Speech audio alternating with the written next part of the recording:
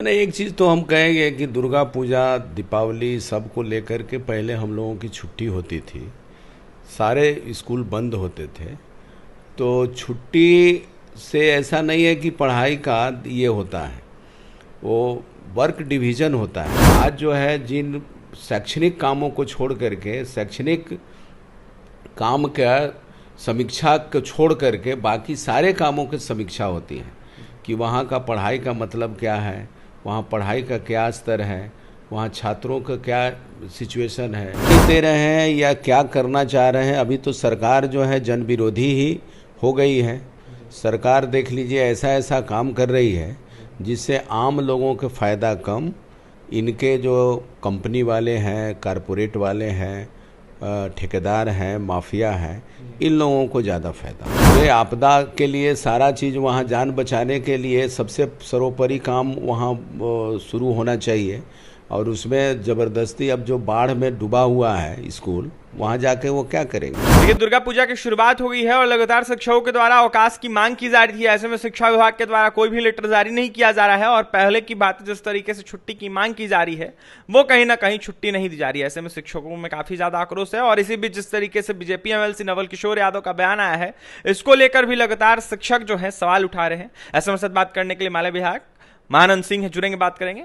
महानंद जी, कैसे देख रहे हैं जिस तरीके से खबरें आ रही है, अवकाश को देखते हुए, छुट्टी को देखते हुए शिक्षकों को 2 से 3 दिन छुट्टी देने की बातें कही जा रही है? नहीं, एक चीज़ तो हम कहेंगे कि दुर्गा पूजा, दीपावली सबको लेकर के पहले हम लोगों की छुट्टी होती थी।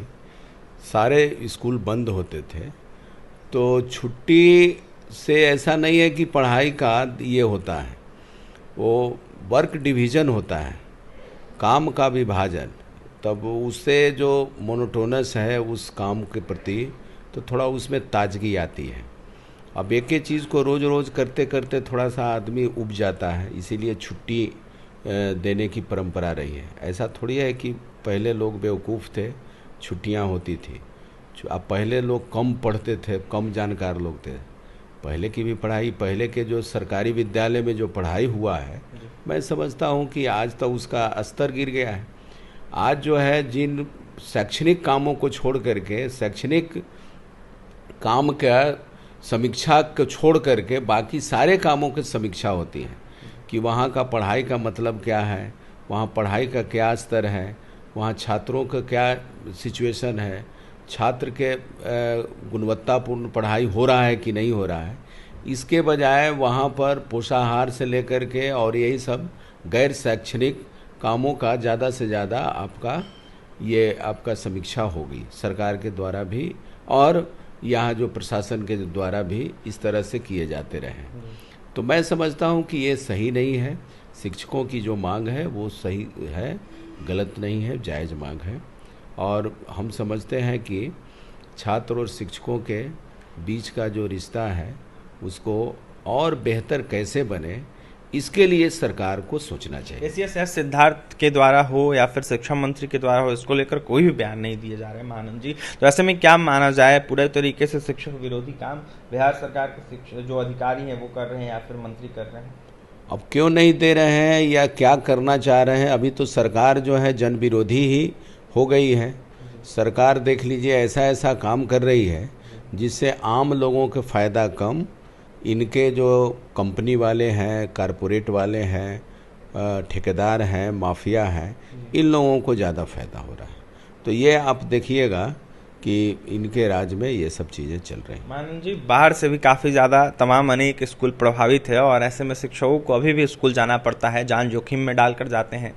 इसको लेकर भी कोई राहत नहीं दी जा रही है। अभी तो पूरे आपदा के लिए सारा चीज़ वहाँ जान बचाने के लिए सबसे सर्वोपरि काम वहाँ शुरू होना चाहिए।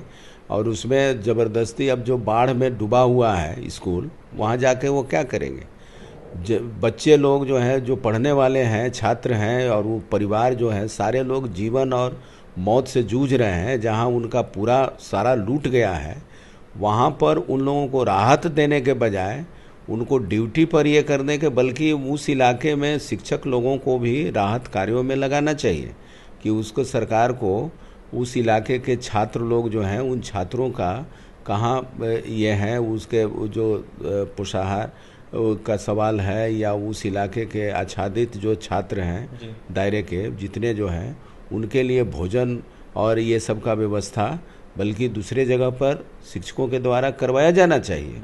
मैं तो यही मांग कर रहा हूँ।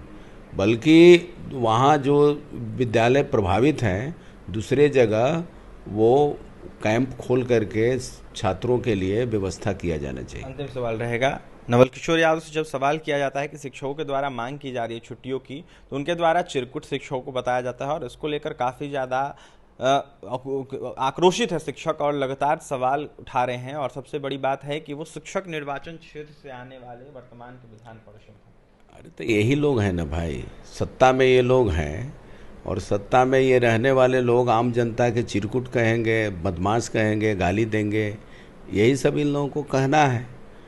तो जनता तो सुने, शिक्षक लोग ही इनको जिताए हैं ना। इस बार हम समझते हैं कि शिक्षक लोग ज़बरदस्त इसका जवाब देंगे और शिक्षक लोग यदि जवाब नहीं देंगे तो समझ लीजिए कि तब अब शिक्षकों पर अब क्या है, शिक्षकों के वोट से जीतने वाले और उन्हीं को गाली देने लग गए।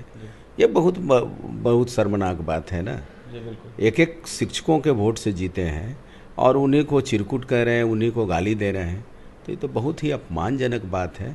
हम समझते हैं कि शिक्षकों को इस अपमान का बदला जरूर लेना चाहिए। देखिए, शिक्षकों को इस अपमान का बदला लेना चाहिए क्योंकि शिक्षकों के द्वारा ही नवल किशोर यादव को जिताया गया है और इस तरीके की बातें वो कर रहे हैं और शिक्षकों को गाली दे रहे हैं।